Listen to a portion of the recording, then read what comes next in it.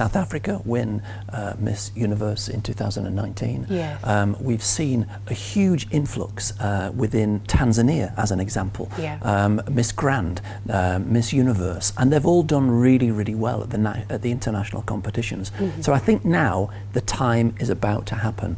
And Miss Uganda, in Uganda, they've just taken on Miss Universe there. And again, you know, the time is right. The time is right now for Africa.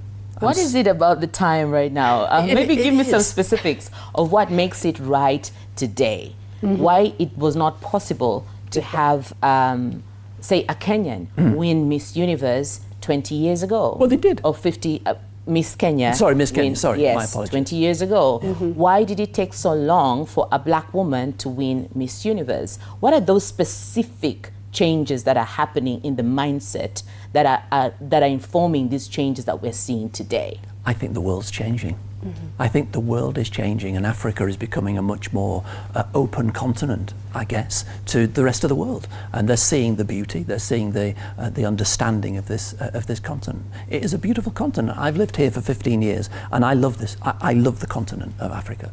Absolutely love it. And I think that, as I said earlier, the time is now for Africa. We're about to make some real inroads, not just in Miss Universe, but also in Miss World and Miss Grand. Mm-hmm. We are about to make some inroads. And of course, here's a lady here that's made a huge inroad. Mesri, I want to take you back to take us through maybe a specific moment that you've gone through in your journey that you felt that you needed to fight for something and the standards that had been put were not allowing you to.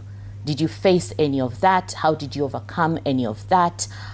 Did you have to struggle with health issues, diets? And we've seen a lot of models suffering from, malnutrition.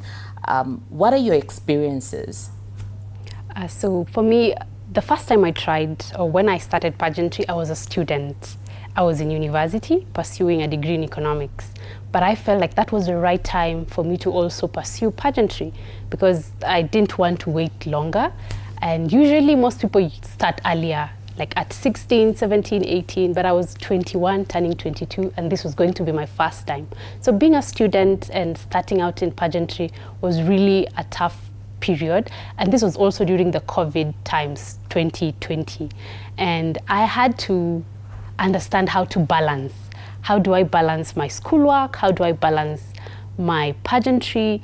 And how do I still balance my life and be a wholesome person while I pursue my passion? So this was something I had to just sit back and get to understand who I am and set goals and try to just figure out where do I see myself in the next few years, in the next 5 years, and stick to the plan.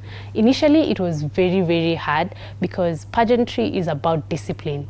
And when you start out, you will be told to walk in heels. I had not walked in heels ever. That was my first time. My first pageant was the first time I was on heels. So it took sacrifice.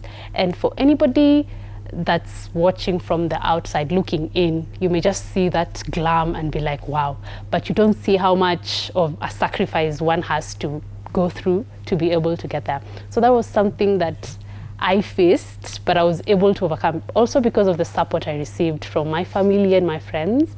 And it just helped me stick to the plan, do well in school, and still excel in pageantry. And that's why I believe it's really, really possible for anybody to be in pageantry.